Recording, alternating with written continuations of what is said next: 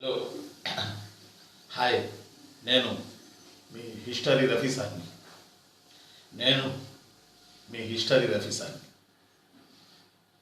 బాగున్నారా? మళ్ళీ పొద్దున్నే మీకు చెప్పడానికి తయారైపోయాను. ఈరోజు నేను మీకు చిన్న కథ చెప్తా. ఆ కథ ఏంటంటే, మన మెదడు నిరంతరం ఆలోచనల కర్మాగారం. 24 అవర్స్ మన మెదడు ఆలోచిస్తూనే ఉంటుంది. ఖాళీగా ఉన్న, మనం ఏదైనా పనిలో ఉన్న కొత్త ఆలోచనలు, మంచి ఆలోచనలు, చెడు ఆలోచనలు, ఇవన్నీ మన మెదడులో వస్తూనే ఉంటాయి. పరంపరగా కంట్రోల్ కాదు, వస్తూనే ఉంటాయి. అవి రావాలి కూడా.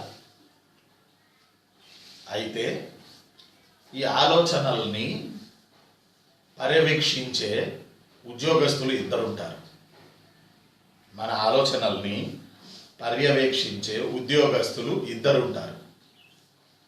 ఒకళ్ళు మిస్టర్ విజయం,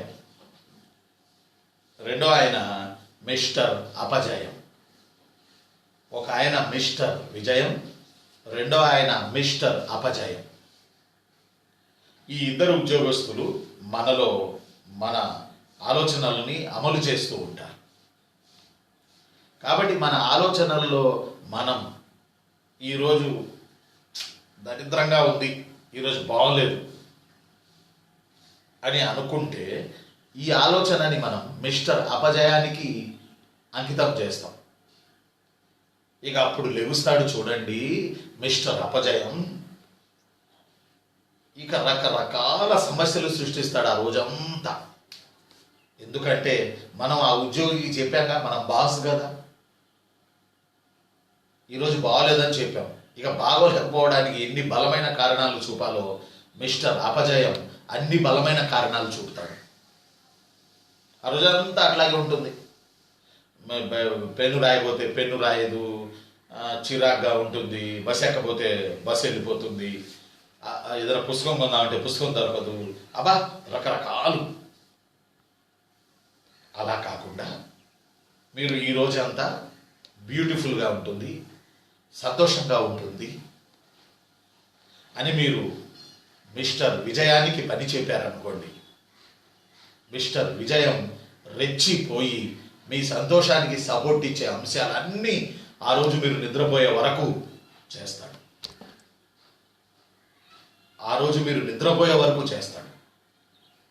మిస్టర్ విజయం. అందువల్ల మన ఆలోచనల్ని బట్టే, మన ఆలోచన విధానాన్ని బట్టే ఈ ఇద్దరు ఉద్యోగస్తులు పనిచేస్తూ ఉంటారు. మిస్టర్ విజయం, మిస్టర్ అపజయం. మీరు చేయాల్సింది ఒక్కటే, మిస్టర్ అపజయాన్ని ఉద్యోగం నుంచి తీసేయడం. అంతే, అవుట్. ఇక మనకు వచ్చే ఆలోచనలన్నీ పాజిటివ్ ఆలోచనలే. మిస్టర్ విజయం అనే ఉద్యోగి మనకు పనిచేసి పెడతా ఉంటాడు. రోజంతా మన బాడీకి వైబ్రేషన్స్ పంపుతూ ఉంటాడు. కాబట్టి ఈరోజు చాలా గొప్పగా ఉంటుంది, చాలా మంచిగా ఉంటుంది, చాలా ప్రిపరేషన్. మీరు చేయండి కెమెరామెన్ గారు, చాలా చాలా సంతోషంగా ఉంటుంది, ప్రిపరేషన్ చాలా బాగుంటుంది. ఈరోజు ఆ మంచి తత్వాన్ని మీరు ఆలోచన చేసి ప్రిపేర్ అవ్వడానికి పని చేయండి. రైట్. మరి ఈరోజు మనం చెప్పుకోవడానికి ప్రధానంగా 3-4 కాన్సెప్ట్లు తీసుకుందాం ఏపీ హిస్టరీలో. అందులో కూడా వేంగి చాళుక్యులకి సంబంధించిన అంశాలు మనం కాన్సెప్ట్లో చెప్తా ఉన్నాం. ఇందులో భాగంగా ఈరోజు మనం మార్నింగే వేంగి చాళుక్యులలో 2వ విజయాదిత్యుడి గురించి మనం మాట్లాడుకుందాం. 2వ విజయాదిత్యుడు ఒక గొప్ప రాజు. వేంగి చాళుక్యుల్లో 2వ విజయాదిత్యుడు ఒక గొప్ప రాజు. ఈ 2వ విజయాదిత్యుడు వేంగి చాళుక్య రాజుల్లో మనకి నరేంద్ర మురుగరాజుగా పిలువబడ్డాడు. 2వ విజయాదిత్యుడు వేంగి చాళుక్యుల్లో మనకి నరేంద్ర మురుగరాజుగా పిలువబడ్డాడు. ఇతను గాంగులతో, రట్టులతో, గాంగులంటే గాంగరాజులు, రట్టులంటే రాష్ట్రకూటులు.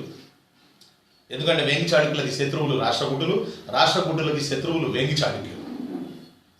అందువల్ల గాంగులతో, రట్టులతో 12 సంవత్సరాలు యుద్ధం చేసి 108 యుద్ధాలు చేసి యుద్ధం చేసిన చోటెల్లా శివాలయం నిర్మించాడు. యుద్ధం చేసిన చోటెల్లా శివాలయం నిర్మించాడు. 108 యుద్ధాలు, 108 శివాలయాలు. ఇలా నిర్మించిన రాజెవరు అంటాడు. ఆన్సర్ రెండో విజయాదిత్యుడు. అయితే ఆప్షన్స్లో ఒకసారి పరీక్షల్లో రెండో విజయాదిత్యుడు ఇవ్వలేదు. మరి ఆ ప్లేస్లో ఇతని బిరుదు ఇచ్చాడు ఆన్సర్ కింద. ఆ బిరుదే నరేంద్ర మృగరాజ్. నరేంద్ర మృగరాజు అని అంటే ఇక్కడ అర్థం ఏంటంటే రాజులలో సింహం వంటివాడు అని అర్థం. రాజులలో సింహం వంటివాడు నరేంద్ర మృగరాజు. ఈ రాజులలో సింహం లాంటివాడు, రాజులలో శివుడు లాంటివాడు. యాక్చువల్గా రాజుగా మనం విష్ణువుని చెప్తాం, పాలకుడిగా. రాజులలో శివుడు లాంటివాడు, పాలనలో, ఆలనలో, మానవత్వంలో, హ్యుమానిటీలో శివుడు లాంటివాడు, అమరత్వం కలిగినవాడు, రాజులలో సింహం లాంటివాడు, రెండవ విజయాదిత్యుడు. గుర్తుపెట్టుకోవాలి. అందువల్లే మనకి 108 అమరత్వం కలిగిన వాడు శివుడని 108 మనం చెప్పుకుంటా ఉంటాం. శివుడి మెడలో 108 పుర్రెల హారం ఉంటుంది. 108 పుర్రెల హారం శివుడి మెడలో. ఒకరోజు శివుడు 108 పుర్రెలు కలిగిన హారాన్ని ధరించి ఉన్నప్పుడు పార్వతి శివుడితో అందట, ఏంటి శివ, ఈరోజు ఇంత అలంకరణ చేసుకున్నావు, ఏంటి విశేషం, ఏంటి సంగతి అని. అప్పుడు శివుడు అన్నాడట, పార్వతి, నేను 108 జన్మలు నిన్ను వివాహం ఉన్నాను. నీవు నా అమరత్వాన్ని, నాకు మరణం లేని తనాన్ని గుర్తించలేకపోయినావు. అందువల్ల 108 జన్మలు పుర్రెలు, నీ పుర్రెలతోటి నేను ఈ హారాన్ని ధరించాను. ఇవి 108. అందువల్ల 108వ జన్మకి నా గొప్పతనాన్ని నీకు నేను చెప్పగలుగుతున్నాను, నువ్వు అర్థం చేసుకోగలిగినావు. అందువల్ల మనిద్దరం అమర్నాథ్ గుహలో అమరత్వాన్ని పొందడానికి మనం ప్రయత్నం చేద్దాం అని చెప్పి మరణం లేకుండా పార్వతికి కూడా శివుడు వరాన్ని ప్రసాదించి ఇద్దరూ కలిసి అమర్నాథ్ గుహలో అమరజీవులుగా మారిపోయారు. అంటే చనిపోరు, బతికే ఉంటారు. అందువల్లే రాజశేఖర రెడ్డి హయాంలో 108 అని వాహనానికి పేరు పెట్టడం జరిగింది. అందులో వెళ్ళిన వాళ్ళు బతికి తిరిగి వస్తారు, అమరత్వంతో తిరిగి వస్తారు, వాళ్ళకి మరణం ఉండదు అని చెప్పేటటువంటి వాహనమే 108 అని మనోళ్ళు ఆ రోజుల్లో పెట్టడం కూడా జరిగింది, మనం చూస్తున్నాం. సరే, ఏదేమైనా రెండో విజయాదిత్యుడు రాష్ట్రకూటులతో, గాంగులతో 108 యుద్ధాలు చేసి 108 శివాలయాలు నిర్మించాడు 12 ఏళ్ల స్పాన్లో. ప్లస్ ఇతనికి నరేంద్ర మృగరాజు అని బిరుదున్నది. రాజులలో శివుడు లాంటివాడు, రాజులలో సింహం లాంటివాడు, వేంగి చాళుక్యులకు చెందిన రెండవ విజయాదిత్యుడు అని ఆయన. రైట్. ఆ తర్వాత కాన్సెప్ట్ నెంబర్ 23. ఇదేంటంటే వేంగి చాళుక్యులలో గొప్ప రాజు గుణగ విజయాదిత్యుడు. ఇతని బ్రాహ్మణ సేనాని పాండురంగడు. ఇతను వేంగి చాళుక్య రాజ్యాన్ని వేంగి నుంచి పులికాట్ వరకు, తమిళనాడులోని పులికాట్ వరకు విస్తరింపజేశాడు. దాని పర్యవేక్షణకు కందుకూరుని రాజధానిగా చేసుకొని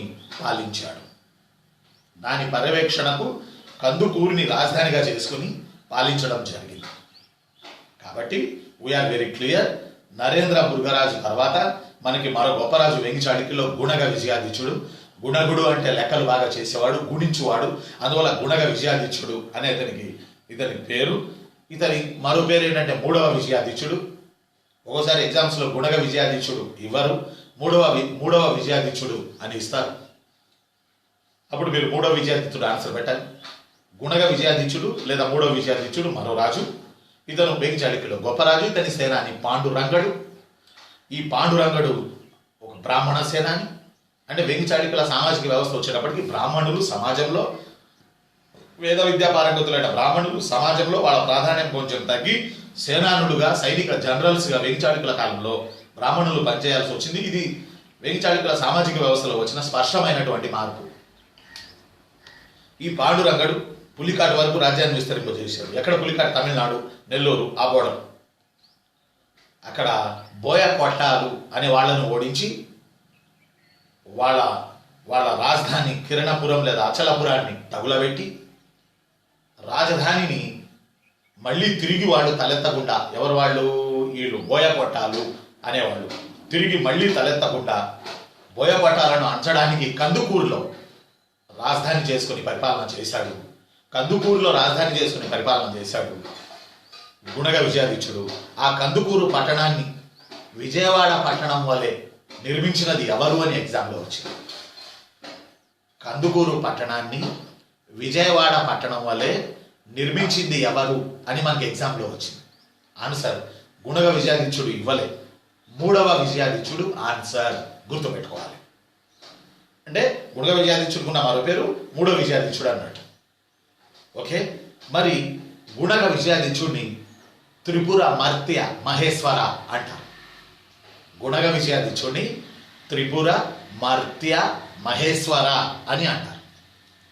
త్రిపుర మర్త్య మహేశ్వర అంటే 3 పట్టణాలకు శివుడు లాంటివాడు, 3 పట్టణాలకు అధిపతి లాంటివాడు. రెండో విజయాదిత్యుడేమో నరేంద్ర మురుగరాజు, మూడో విజయాదిత్యుడేమో త్రిపుర మర్త్య మహేశ్వర. 3 పట్టణాలకి ఇతను పాలకుడు. ఇతను అంటే ఎవరు? గుణగ విజయాదిత్యుడు లేదా మూడో విజయాదిత్యుడు. ఆ 3 పట్టణాలలో ఒకటి నెల్లూరు, 2 కిరణపురం, 3వది అచలాపురం. కందుకూరు లేదు, కందుకూరు లేదు, కట్టారు కానీ కందుకూరు లేదు. కిరణపురం, అచలపురం, నెల్లూరు, ఈ 3 పట్టణాలకి అధిపతి గుణగ విజయాదిత్యుడు లేదా మూడో విజయాదిత్యుడు. అందువల్ల మూడో విజయాదిత్యుడిని త్రిపుర మర్త్య మహేశ్వర అని బిరుదివ్వడం జరిగింది చరిత్రకారులు. త్రిపుర మర్త్య మహేశ్వర ఎవరు? ఈసారి ఎందుకో నాకు 6th సెన్స్ కొడతా ఉంది. త్రిపుర మర్త్య మహేశ్వర ఈసారి పక్కా వచ్చేటట్టు ఉంది ఎగ్జామినేషన్ పాయింట్ ఆఫ్ వ్యూలో. దయచేసి కెమెరామెన్ గారు గట్టిగా పట్టుకోండి కదలకుండా. అయితే మరొకటి ఇంపార్టెంట్ పాయింట్ ఏంటంటే, ఇది మన గుణగ విజయాదిత్యుడి గురించి మనం మాట్లాడుకున్నాం. అలానే గుణగ విజయాదిత్యుడి కాలంలో లేదా అతని తర్వాతి కాలాల్లో కొన్ని శాసనాలు వెలువడడం జరిగింది. ఆ శాసనాలను మీరు నోట్ చేసుకోవాల్సిన అవసరం ఉంది.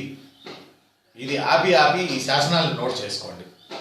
ఇందులో భాగంగా మొదటి చాళుక్య భీముడి అత్తిలి శాసనం, అలానే రెండో అమ్మరాజు కలచుంబర్రు శాసనం, గుణగ విజయాదిత్యుడి సాతలూరు శాసనం వారి వారి విజయాల గురించి చెబుతారు. ఇది కాన్సెప్ట్ నెంబర్ 24. మొదటి చాళుక్య భీముడి అత్తిలి శాసనం, రెండో అమ్మరాజు కలచుంబర్రు శాసనం, గుణగ విజయాదిత్యుడి సాతలూరు శాసనం వాళ్ళ విజయాల గురించి ప్రధానంగా తెలియపరుస్తాయి. అలానే గుణగడికి ఉన్న బిరుదు త్రిపుర మర్త్య మహేశ్వర. 3 పట్టణాలకి ఇతను అధిపతి, 3 పట్టణాలకి మానవ రూపంలో మహేశ్వరుడు. త్రిపుర మర్త్య మహేశ్వర అంటే 3 పట్టణాలకి మానవ రూపంలో ఉన్న మహేశ్వరుడు శివుడు. ఆయనే మూడో విజయాదిత్యుడు లేదా ఆయనే గుణగ విజయాదిత్యుడు. ఈ 3 పట్టణాల్లో కందుకూరు లేదు. నెల్లూరు, కిరణపురం, అచలపురం, ఈ 3టికి పరిపాలకుడు గుణగుడు. అందువల్ల he called as a title Tripura Martya Maheshwara. Right. అలానే కందుకూరుని గుర్తుపెట్టుకోండి. అది ఎలా గుర్తుపెట్టుకోవాలి? గుణగ విజయాదిత్యుడి కాలంలో అతని బ్రాహ్మణ సేనాని పాండురంగడు నెల్లూరు, చిత్తూరు, కడప, ప్రకాశం ఈ జిల్లాల్లో ఉన్న బోయ కొట్టాలు అనే వాళ్ళను అణచి వాడు తిరిగి తలెత్తకుండా అక్కడ కోటను పెట్టాడు. ప్రకాశం జిల్లా కందుకూరులో. కాలగమనంలో అది కందుకూరు పట్టణం అయింది. దాని నిర్మాత యాక్చువల్లీ పాండురంగడు, కానీ మనకి వాళ్ళని ఇవ్వడు కాబట్టి రాజెవరు అని వాడు వచ్చినప్పుడు గుణగ విజయాదిత్యుడు అని మనం ఎగ్జామినేషన్ పాయింట్ ఆఫ్ వ్యూలో గుర్తుపెట్టుకుని తీరాలి. రైట్. ఆ తర్వాత కాన్సెప్ట్ నెంబర్ 25 వేంగి చాళుక్యుల కాన్సెప్ట్లో మనం ఉన్నాం. ఆ కాన్సెప్ట్ గురించి మనం మాట్లాడుకుంటున్నాం. ఇందులో భాగంగా తెలుగులో తొలి పద్య శాసనం పాండురంగడు జారీ చేసిన అద్దంకి శాసనం.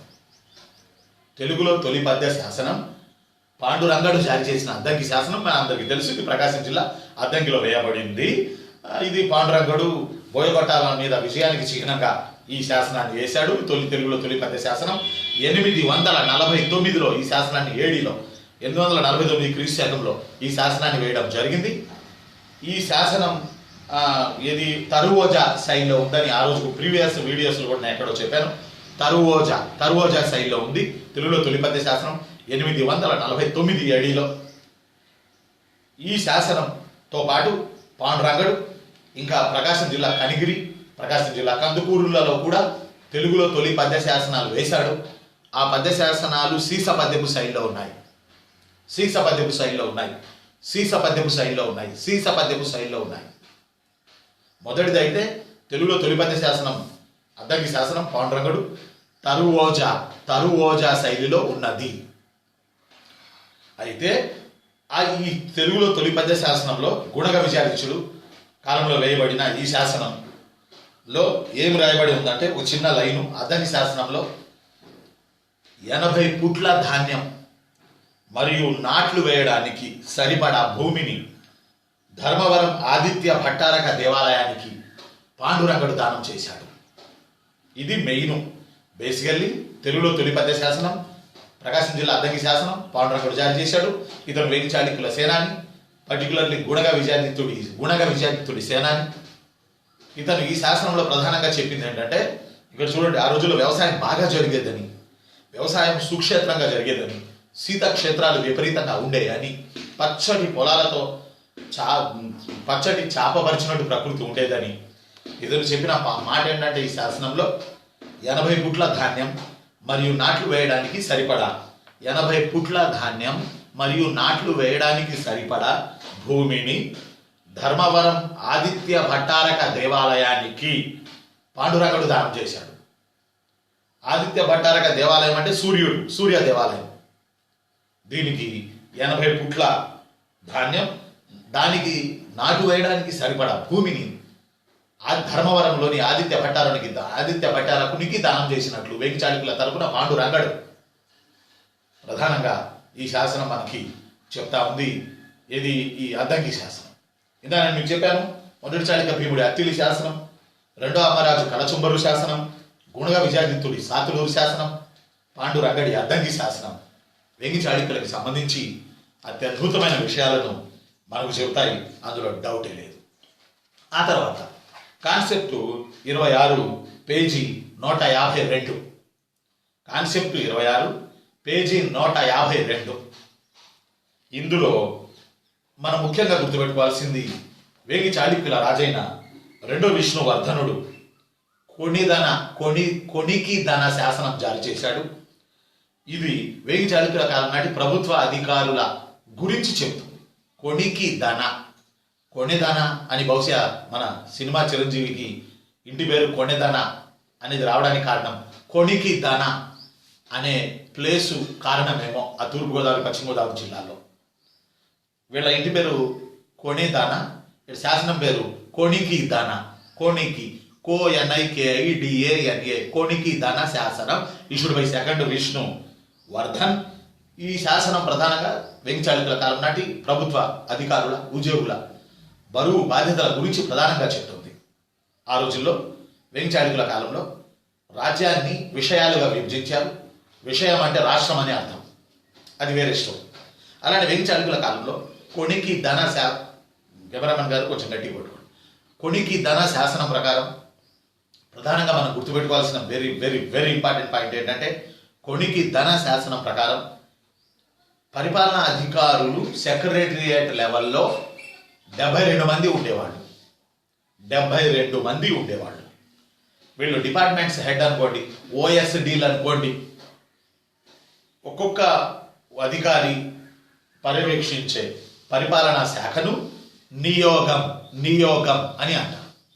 నియోగాలు అంటే మనం చెప్పాల్సింది ప్రభుత్వ అధికారుల పాలనా డిపార్ట్మెంట్లు. విషయాలు అని అంటే ప్రస్తుతం రాష్ట్రాలు ఎలాగో వేగి చాళుక్యుల కాలంలో విషయాలు అలాగా. రైట్. 72 పరిపాలనా విభాగాలు ఉండేవి, 72 నియోగాలు ఉండేవి అని చెప్పిన శాసనం కొనికి ధన శాసనం issued by second Vishnu Vardhan. Okay. ఇందులో 72 మంది ప్రభుత్వ అధికారులు సెక్రటేరియట్ లెవెల్లో, సచివాలయం లెవెల్లో ఉండేవాళ్ళట. ఈ విషయాన్ని మనకి కొనికి ధన శాసనం చెప్పింది. ఈ శాసనం ప్రధానంగా బాగా గుర్తుపెట్టుకోండి, ఈ 72 మందిని బాహుత్తర నియోగాధికృతులు అని అంటారు. ఈ 72 మందిని బాహుత్తర నియోగాధికృతులు అని అంటారు. ఈ 72 మందిని బాహుత్తర నియోగాధికృతులు అని అంటారు. రైట్. గుర్తుపెట్టుకోండి, నియోగాలు వేరు, విషయాలు వేరు. విషయాలు వేగి చాళుక్యుల కాలంలో పరిపాలన రాష్ట్రాలు, నియోగాలు, పరిపాలన విభాగాలు ఇవి 72 ఉండేవి. ఆ 72 పరిపాలన విభాగాలను నియోగాలు అంటారు. 72 పరిపాలన విభాగాలను కలిపితే ఒక వర్డ్ వాడతారు. ఆ వర్డ్ ఏంటంటే బాహుత్తర నియోగాధికృతులు. బాహుత్తర నియోగాధికృతులు. Very very very important for your examination point of view. This information informed by Koniki తన inscription issued by second Vishnuvardhan from Vengi Chalukya dynasty. Right, ఇది ఒక కాన్సెప్ట్ ఎగ్జామినేషన్ పాయింట్ ఆఫ్ వ్యూలో వేంగి చాళుక్యుల్లో. ఆ తర్వాత మరొక ఇంపార్టెంట్ కాన్సెప్ట్, మీరు చాలామంది కొంతమంది డౌట్ వ్యక్తం చేశారు, మాగల్లు శాసనం మొదటి అమ్మరాజా రెండవ అమ్మరాజా అని. మనకు అక్కడ బాగా గుర్తుపెట్టుకోండి, కాంట్రవర్షియల్ ఉన్నప్పుడు అమ్మరాజు అంటాడు అంతే. మొదటి అమ్మరాజు రెండో అమ్మరాజు అని పెట్టాడు, అమ్మరాజు అంటాడు. ఆ తర్వాత గుణగ విజయాదిత్యుడు, గుబ్జ విష్ణువర్ధన్, రెండో విష్ణువర్ధన్ ఇలా పెట్టుకుంటా పోతాడు ఆన్సర్లు. మీరు అమ్మరాజు పెడతారు, మొదట రెండ మీకు అనవసరం, కారణం అతనికి కూడా అనవసరం, అందువల్ల అతను అమ్మరాజు అంటాడు అంతే. అయితే ఒక పాయింట్ ఏంటంటే మొదటి అమ్మరాజు మాగల్లులో శాసనం జారీ చేశాడు, రెండవ అమ్మరాజు కూడా మాగల్లులో శాసనం జారీ చేశాడు. ఇప్పుడు మీకు తెర వీడిపోయిందా? మొదటి అమ్మరాజు మాగల్లులో శాసనం జారీ చేశాడు, రెండవ అమ్మరాజు కూడా మాగల్లులో శాసనం జారీ చేశాడు. బాగా గుర్తుపెట్టుకోవాలి ఎగ్జామినేషన్ పాయింట్ ఆఫ్ వ్యూలో. అయితే ఇప్పుడు నేను చెప్తుంది రెండవ అమ్మరాజు యొక్క మాగల్లు శాసనం. వేంగి చాళుక్యుల పీరియడ్లో రెండవ అమ్మరాజు జారీ చేసిన మాగల్లు శాసనం వేంగి చాళుక్యుల మంత్రి మండలి గురించి చెప్తుంది. వేంగి చాళుక్యుల మంత్రి మండలి గురించి చెప్తుంది. బాగా గుర్తుపెట్టుకోవాలి. వేంగి చాళుక్యుల రాజ్యం విషయాలుగా, కొంచెం గట్టిగా పెట్టుకోండి, వేంగి చాళుక్యుల రాజ్యం విషయాలుగా విభజించబడింది. వేంగి చాళుక్యుల పరిపాలనా డిపార్ట్మెంట్లు 72, వాటి గురించి కొనికి ధన శాసనం చెప్తుంది. రెండవ విష్ణువర్ధన్ వేయించాడు. ఆ పరిపాలన విభాగాలను నియోగాలు అంటారు. ఇప్పుడు మూడవది వేంగి చాళుక్యుల మంత్రి మండలి ఉంది. రెండవ అమ్మరాజు మాగల్లు శాసనం చెప్తుంది. ఈ మంత్రి మండలి 18 మంది మంత్రులు ఉంటారు. 18 మంది మంత్రులు ఉంటారు. ఈ 18 మంది మంత్రి మండలి బృందాన్ని వేంగి చాళుక్యుల కాలంలో అష్టాదశ తీర్థులు అంటారు. 18 మంది మంత్రులు, 72 పాలనా విభాగాలు. 18 మంది మంత్రులు, 72 పాలనా విభాగాలు. ఈ 18 మంది మంత్రులు 72 పాలనా విభాగాలైన నియోగాలను పర్యవేక్షిస్తూ ఉంటారు నియోగాలను. బాగా గుర్తుపెట్టుకోవాలి. వీళ్ళను అష్టాదశ తీర్థులు అంటారు. అష్టాదశ తీర్థులు అని అంటారు. అష్టాదశ తీర్థుల గురించి చెప్పిన వేంగి చాళుక్యుల శాసనం ఏది అంటే మాగల్లు శాసనం. మాగల్లు శాసనం, రైట్, మాగల్లు శాసనం. రెండవ అమ్మరాజు జారీ చేసిన మాగల్లు శాసనం. మొదటి అమ్మరాజు జారీ చేసిన మాగల్లు శాసనం కాదు, రెండవ అమ్మరాజు జారీ చేసిన మాగల్లు శాసనం, రైట్. కాబట్టి ఈ మాగల్లు శాసనం ప్రకారం మనం గుర్తుపెట్టుకోవాలి, ఆ 18 మంది వరుసగా మంత్రి, పురోహితుడు, సేనాని, యువరాజు, దౌహారికుడు, అంతర్వంశికుడు, ప్రశస్తి, సమాహార్త, సన్నిధాత్రి, రాజభవన అధికారి, కర్మాంతిక, అంతఃపాల, ధర్మాధ్యక్ష, వ్యవహారిక, పౌరుడు, నాయకుడు, దండపాలుడు, ప్రదేశిక. వీళ్ళని 18 మంది మంత్రిమండలి అని అంటారు. ఈ 18 మంది మనం గుర్తుపెట్టుకోవాలి. ఇంక్లూడ్ రాజు, మంత్రి, పురోహితుడు, సేనాని, యువరాజు, దౌహారికుడు, సన్నిధాత, రాజభవన అధికారి, కర్మాంతిక, అంతఃపాల, ధర్మాధ్యక్ష, వ్యవహారిక, పౌరుడు, నాయకుడు, దండపాలుడు, ప్రదేశిక. లెక్కేశారా? లెక్కేస్తారు మీరు, నాకు తెలుసు. 18 రావాలి. ఈ 18 మంది మంత్రి మండలిని అష్టాదశ తీర్థులు అంటారు. వీళ్ళలో దౌహారికుడు, సమాహార్త, సన్నిధాత, అంతఃపాల, పౌరుడు వీళ్ళందరూ ఏం చేస్తారో మనం రేపటి కాన్సెప్ట్లో చెప్పుకుందాం. ఈరోజు మనం దాదాపుగా 4-5 కాన్సెప్ట్లు చెప్పుకున్నాం వేంగి చాళుక్యుల్లో. ఈ 4-5 కాన్సెప్ట్లు చాలా చాలా ఇంపార్టెంట్. వీటిని మీరు నీట్గా ప్రిపేర్ అవ్వండి. మళ్ళీ రేపు పొద్దున్నే 6:30కి మళ్ళీ నేను మీకు మరో వీడియో పెట్టడానికి ప్రయత్నం చేస్తాను. వేంగి చాళుక్యులు కూడా ఒక దారికి వచ్చింది, తర్వాత కాకతీయుల కాన్సెప్ట్లకు వెళ్ళడానికి మనం ప్రయత్నం చేద్దాం. ఓకే, నేను చెప్పాను కదా, నేను రాగానే చెప్పాను, మిస్టర్ విజయానికి జాబ్ ఇవ్వండి, మిస్టర్ అపజయానికి జాబ్ ఇవ్వకండి. Have a good day. గట్టిగా ప్రిపేర్ అవ్వండి, సంతోషంగా ప్రిపేర్ అవ్వండి. మీరు పోటీ పరీక్షల ప్రిపరేషన్లో ఉన్నారా, గర్వంగా ఫీల్ అవ్వండి. అంతేగాని వస్తుందో రాదో, మనం చేసే పని మీద మనకే రెస్పెక్ట్ లేకపోతే, మనం చేసే పని మీద మనకే గౌరవం లేకపోతే మనం చేసే పనికి బయట గౌరవం ఇస్తాడా, రెస్పెక్ట్ ఇస్తాడా? మనం చేసే పని మీద మనకే గౌరవం ఉండాలి, మనకి రెస్పెక్ట్ ఉండాలి. Yes, thank you.